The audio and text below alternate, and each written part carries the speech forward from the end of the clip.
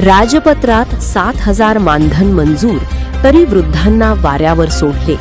ज्येष्ठ नागरिकांचा 10 जूनपासून आझाद मैदानावर बेमुदत धरणे आंदोलनाचा इशारा.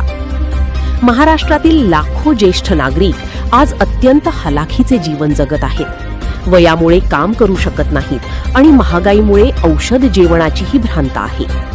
महाराष्ट्र शासन राजपत्र असाधारण क्रमांक 87 दिनांक 15 जुलै 2025 मध्ये प्रसिद्ध झालेल्या विधानसभा विधेयक क्रमांक 72 सन 2025 नुसार शासनाने स्वतः मान्य केले आहे की 65 वर्षे पूर्ण केलेल्या सर्व ज्येष्ठ नागरिकांना दरमहा 7,000 रुपये मानधन, 5 लाखांपर्यंत मोफत आरोग्य सेवा, महाराष्ट्र दर्शनासाठी वार्षिक 15,000 रुपये अनुदान, निराधारांसाठी राहण्याची जेवणाची व्यवस्था व टोल फ्री हेल्पलाईन ह्या सुविधा त्वरित तथा तात्काळ अंमलात येतील असे नमूद करण्यात आलेले आहे. परंतु राजपत्र प्रसिद्ध होऊन 10 महिने उलटले तरी एकाही ज्येष्ठ नागरिकाला 1 रुपयाचाही लाभ मिळालेला नाही.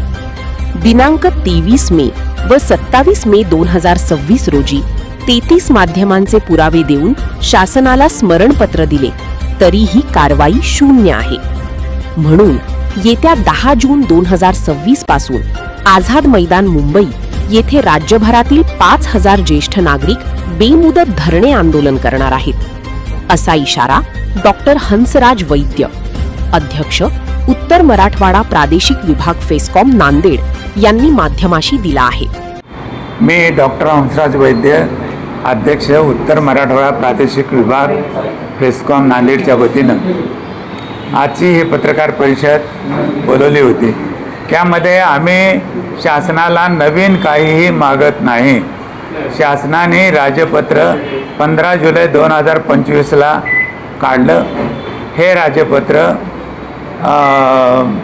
काढल्यानंतर याचा नंबर त्यांनी दिला, सर्वसाधारण नंबर 78 असं त्याच्यावर नमूद केलेलं आहे.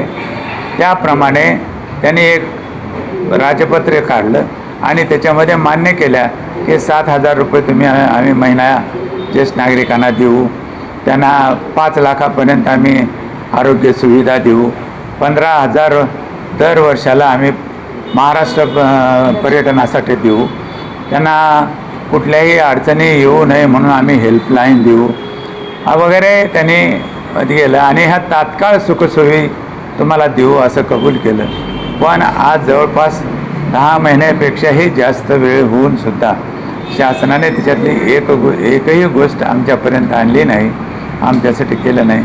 म्हणून आम्हाला शासनाचं लक्ष वेधण्यासाठी, शासनाला या राजपत्राकडे लक्ष वेधण्यासाठी आणि येणाऱ्या मंत्रिमंडळामध्ये त्याच्यावरती चर्चा करावी आणि इतर राज्याप्रमाणे आम्हालाही म्हणजे आंध्र प्रदेश, कर्नाटक, तेलंगणा, तामिळनाडू, केरळ, गोवा, दिल्ली, झारखंड, उत्तर प्रदेश, उत्तरांचल ह्या राज्यामध्ये, पंजाब, हरियाणामध्ये जसं ज्येष्ठ नागरिकांना मानधन देतात, त्यांनी कधीही मागण्या केल्या नाहीत. तिथल्या ज्येष्ठ नागरिकांनी कधीही ते रस्त्यावर उतरले नाहीत.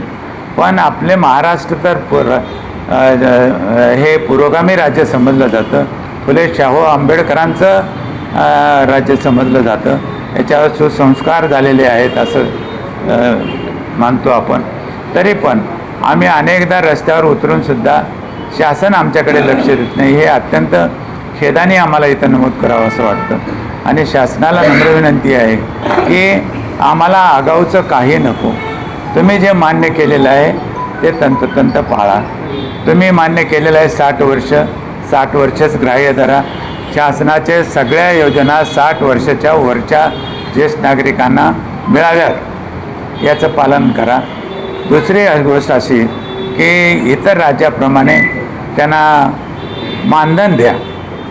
म्हणजे कारण काय तर आता ते तारुण्यावस्थेपासून ते आज तागायत त्यांनी देशासाठी खूप त्याग, सहयोग आणि समर्पण केलेलं आहे. म्हणून त्यांना राष्ट्रीय संपत्ती घोषित करून त्यांना लाडके मायबाप योजना आणा आणि त्यांना त्या अंतर्गत महिन्याला फक्त तुम्ही 7,000 कबूल केले, पण आमचं म्हणणं आहे की तुम्ही 5,000च का होईना द्या त्यांना. म्हणजे त्यांच्या घरी आता अशी परिस्थिती आहे की हे म्हातारे सगळ्या कुटुंबियांना जड झालेले आहेत. त्याचं कारण असं की मुलं बाळं चांगले असूनसुद्धा प्रत्येक वस्तूच्या किमती आकाशाला भिडलेल्या आहेत. त्यामुळे त्याला न कमवणारे म्हणलं तर मायबाप आणि ते आता जड झालेले आहेत. तर ते जड होणार नाहीत. तुम्ही जर मानधन देऊ केलं तर ते सन्मानानं त्या कुटुंबामध्ये जगतील. तुम्ही आम्हाला राहण्याची जेवणाखाण्याची व्यवस्था करतो असं राजपत्रात लिहिलेलं आहे, पण आम्हाला तसलं नको आहे. आम्हाला वृद्धाश्रम नको आहेत. आम्ही आमच्या गोकुळातच आम्ही आनंदानं आणि सन्मानानं जगू. फक्त आम्हाला मानाचं पान म्हणून इतर राज्याप्रमाणे आम्हाला काहीतरी द्या. 5,000 रुपये आम्ही मागणी आहे आमची. त्याचं कारण असं की आता महागाई वाढलेली आहे. 2दाचं जेवण, 2दाचा चहा आणि औषधं पाण्यासाठी म्हणून आम्हाला हे 5,000 रुपये महिना तरी द्या. आमची अशी रास्त मागणी आहे. आम्हाला आमच्या समर्पणाकडे लक्ष देऊन आमच्यापैकीच एक महिला एक पुरुष विधान परिषदेवर राज्यसभेवर घ्या. आमचं मंत्रालय वेगळं करा आणि आम्हाला न्याय लवकर मिळालं ही आमची भावना आहे. दुसरं आमच्याकडे काही नाही. शासनाने सगळं आमच्याकडे लक्ष द्यावं. आमच्यामुळं शासन आहे हे त्यांनी लक्षात घ्यावं. आम्ही अत्यंत प्रामाणिक आणि अनुभव संपन्न असे मतदाता आहोत.